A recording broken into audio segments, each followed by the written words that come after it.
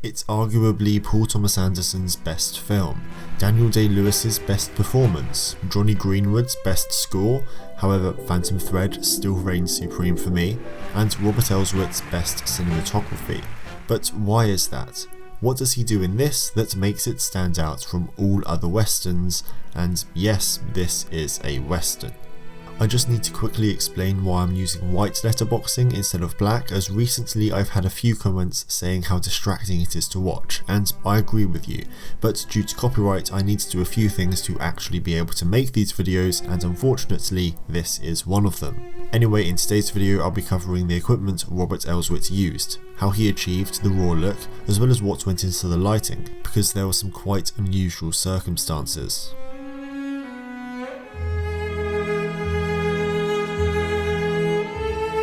Even if reliable digital was available at the time of shooting, it just wouldn't have been right for the film, and I know there have been incredible looking westerns shot on digital, like The Power of the Dog for example, which was shot on the Mini LF, but it just would have never been right for this, and Anderson would have never shot it on digital. So for the cameras, Elswit ended up with Panavision's Panaflex Millennium XL and the Panaflex Platinum. The XL was released back in '99 and I really can't find much surrounding it, apart from the fact that it's shot some of my favourite films from the 2000s. The Platinum, however, is one of the most reliable cameras from Panavision. It's not only quiet so you can sync sound with it, but it also has the ability for 500 or 1000 foot film magazines that can be mounted on either the top or the rear of the camera. As for the stocks, Elswit went with Kodak's Vision 2 50D and 200T, with the majority of the day exteriors being shot on the 50D, with the night and interior scenes being on the 200T. The stock also featured relatively low contrast, which is important for the overall look of the film, and if you want to learn more about what film stock is, then check out this playlist that I've made down below. If we look at the lenses, Elswit stuck with Panavision except for one very specific lens, a vintage Path, and according to Elswit, it was only used for around 6 to 8 shots. It created this really interesting colour shift in the corners and even lower contrast than they were already dealing with. As well as that, he also used Panavision's C and E series, super high speeds and SPs. The C series were generally used for interiors that didn't require high-speed lenses. The E's had lower contrast and resolution than standard E's and a softer look than the modified C's. Most of, if not all of the lenses were modified in some way, whether it was by removing the anti-reflective chemical coatings or changing the type of glass. As for the filters, Elswit really had to insist on using them, as even though they wouldn't hurt or alter the image in any way, Anderson hoped to avoid them. Now, the look of There Will Be Blood is one I'd describe as raw yet controlled. We have the realistic lighting, blooming highlights, imperfect image quality, yet it's all done to further the story. To start by looking at the influence behind the look of the film, The Treasure of Sierra Madre, directed by John Huston and released in 1948, was a massive point of reference for Anderson. He wanted to achieve the same straightforward shooting style of the film, with simplistic framing, which is really just adhering to the rule of thirds, and only using a small number of angles to cover a scene. Looking at them side by side, we can definitely see some correlation with the blocking and placement of the camera, however There Will Be Blood looks a little less square. To me though, it seems as though a lot of the look came from the fact that the frame often feels dusty. Now obviously in a western we are going to have sand and mostly a dry environment, but I don't really mean it in that way, as the frame feels beaten up in a lot of parts. Now this can be down to the distortion of the lenses and the blooming in the highlights, which is something we don't often see and is usually a stylistic choice, but the pronounced characteristics of the anamorphics and of course the ultra low contrast look, well ultra low contrast in comparison to other films of the genre, play a massive part in this. Now this also correlates to a more muted colour palette, often consisting of browns, greens and blues, however we do get the odd striking purple or red. Colour palettes allow us to interpret many different things such as an ambience of a scene, the sort of emotion we should be feeling, and in this it's really no different. Now stereotypically these earthy colours like brown, green and orange often portray feelings of simplicity, jealousy, balance, which when looking at the themes of There Will Be Blood couldn't be more matching. There's a simplicity surrounding the life of Plainview. He works, makes a lot of money, and only cares for himself. But there's always something to strive for.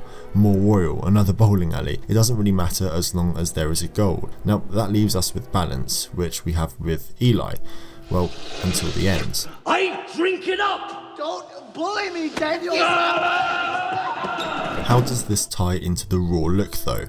Well, in creating this atmosphere, Elswit needed something natural, but without the perfectionism of what we usually think when we think natural cinematography. He needed the imperfections of the lenses, heightened realism when it came to the lighting, but I'll get to that in a minute, and brutal colours. Well, brutal is a bit harsh of a word, but they are true to the story. Now to just quickly touch on the composition and framing, because even though we know it's influenced by the treasure of Sierra Madre, thought still went into each frame. Now as I always do, I need to start off with centre framing, but this has probably the best use of it I've ever seen, as it's not only powerful due to it being used in restraint, but it almost leaves you in awe of Plainview, which leads me to suggest that it's mainly used to portray power in his character. As for the rest of the composition, we follow the rule of thirds and it's just simplistic, exactly what Anderson wanted. There's no better way to describe the lighting than naturalistic, and in this it's more than any film I've seen at this level. The imperfections of the blooming are overexposed, which is quite clearly a stylistic choice and one that we have seen from Anderson throughout the years. It's what shines through the most to me when watching. It signifies this really harsh light on Plainview, and if we really wanted to get into the theory side of things, we could suggest that it's a sign for him to stop thinking about only himself. But for me, that's getting way too much into it. As well as the naturalistic look, the lighting is quite defined and is what I like to call heightened realism, due to the fact that it feels real and authentic, but there's an aura of style around it. Elswit hasn't just replaced what it would look like if it were just lit by lamps and sunlight. He has actually added a sense of elegance, and I know that's a weird word to compare it to, but I can't think of a better one. Now I say the phrase heightened realism quite a lot, but without much of a comparison.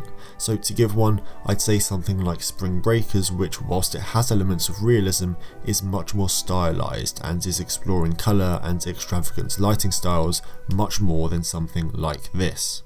Now, what gets me about the lighting in There Will Be Blood, however, is the fact that there are scenes that were lit purely by fire, and this was of course down to Anderson, who, even though Elswit pushed for him to use artificial light as he and his gaffer could create something that looked real, Anderson insisted on using real flames, which ultimately did allow for more intensity in the actors' performances. However, for smaller scenes around a fire, like the campfire for example, Elswit was allowed to replicate the look, doing so with smaller bulbs and amber, yellow and red coloured gels. To finish, one of the staples of this film is that wide-brimmed hat that Plainview has glued to his head for a lot of the film, and this obviously makes lighting a lot more difficult. However, it was rather easy to get around, as Elswit just resorted to using practical and ambient light as much as possible.